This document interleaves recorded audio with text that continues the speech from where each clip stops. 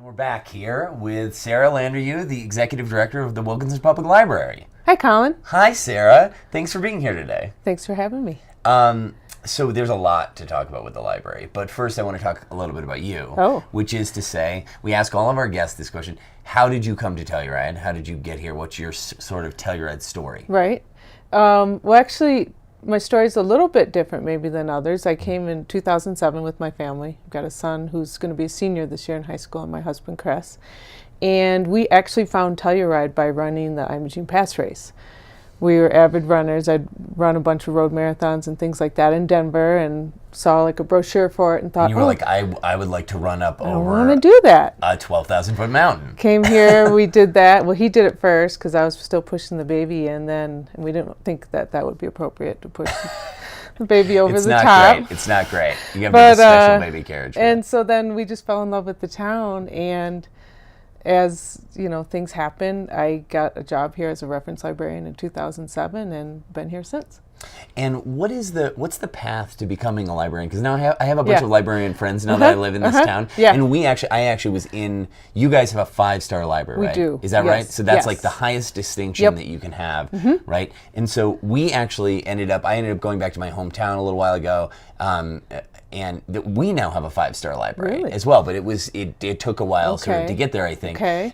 What's the distinction to becoming a librarian, and how do you get to that 5-star rating? Well, I worked in the library as a student in college, and so I was studying journalism at the time, which there actually is a really big connection there between journalism and librarianship. It's all about information, access to information, kind of that, building civil society, all that kind of stuff. But I really, really enjoyed working at the library, and I thought the people there were kind of cool. And I was like, oh, this is neat. And so I just went right to library school right after being an undergrad, which is a little bit uncommon. A lot of people fall back to librarianship because they go try something else, and they're like, I really like the library the best, so I'm going to go do that. So you go and you get your library degree, and then there's a library in every town. So, the possibilities are endless, but you can do academic library. I've done them all. I worked at University of Denver first, and then I worked at the Rocky Mountain News as a news librarian back when they had a newspaper and they had a library. Nice. And that was awesome, and that was great because I got to mix both journalism and newspaper. But this library, and then you liked this the best. library saw the ad for this one and was like, oh my God, dream job. And now why? Yeah. So I guess getting into, I know why, because I have a 2-year-old.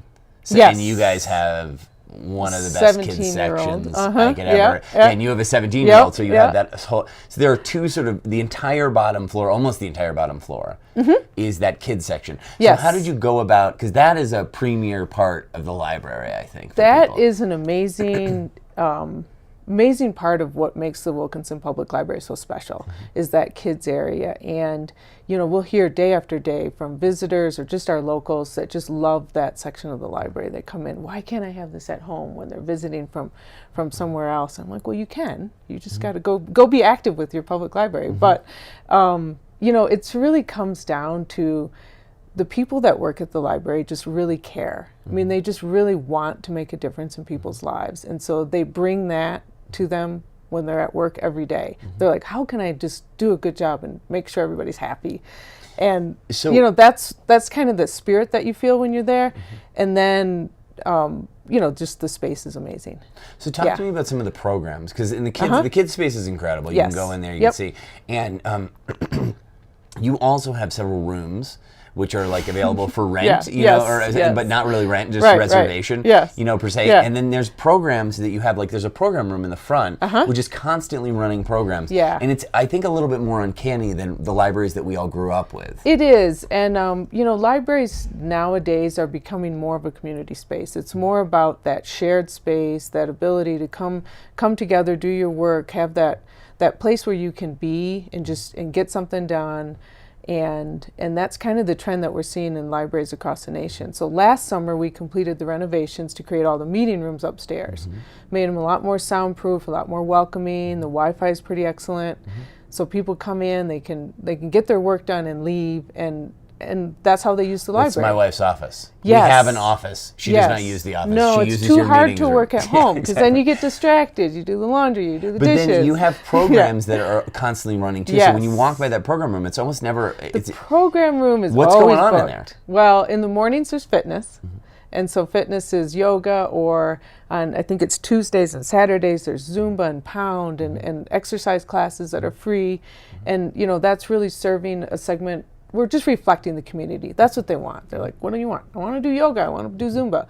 And then we'll have different groups will have their meetings in there, or they'll do a presentation, or we'll have an author. We'll use that room for author visits or slideshows. Craig Childs, just recently. So lots of really fun events are going on in there. But trying to get that room booked is the hardest part. So, it is. Yeah. So it is tough. Just a word to the wise: if you know you have a meeting, you want to use it, book it early. And then you have some. There you go.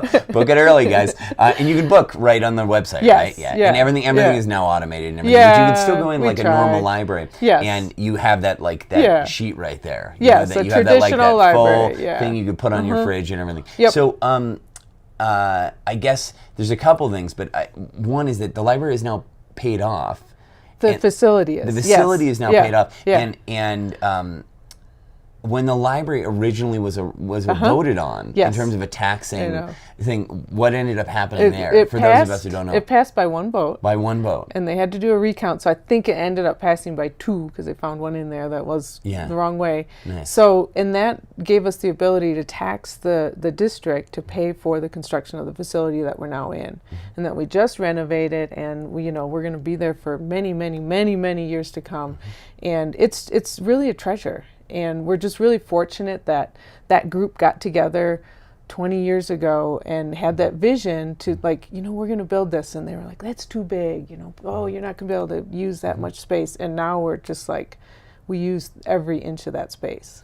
I think you absolutely do use every inch of that space. I would encourage anybody who hasn't, because it's a library, so sometimes we're a little bit reticent to go, oh, it's a library. Right. But every time people walk in there, they go, man, this is amazing. And I've actually heard people several times, because this is a thing that's said in this town for people who are visiting. Yes. Sometimes I know. we end They up here, say right? go visit the library. Yeah, they go visit the library, which I think is an incredible thing. And I guess that's why you guys are 5-star, right? It's super awesome. Yeah, we get a lot of support. Our locals come in, and part of the feeling is knowing people by name and being able to have that conversation, help people find what they need. And then we've, during the summer especially, the kids area is just crazy busy. Tourists come in. As soon as it starts raining, everybody runs over to the kids area, and activities galore. If we were to support the library individually, how would we go about doing that? You would come in and you would check out about this many books and movies and audiobooks, or you'd go online and you'd use your library card and just use the resources that we have, that we're already providing, attend the programs.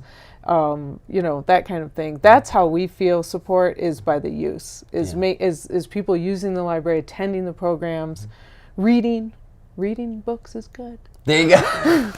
Reading books is good. Yeah. I mean, and you can check it out, a paper copy or get a digital copy online. Yeah. Doesn't matter to us, but just read. Ladies and gentlemen, Sarah Landeryou. You could find her any day at the Wilkinson Public Library. You should be in there anyway, checking it out. Right. So you're accessible. If we see you, we can ask you to sign autographs and things like that now that you've been on TV. Sure, now that I've been on TV. Okay. Yeah. Thanks a lot for being here, you, Sarah. Colin. Yeah. And I'll see you down at the library. Okay.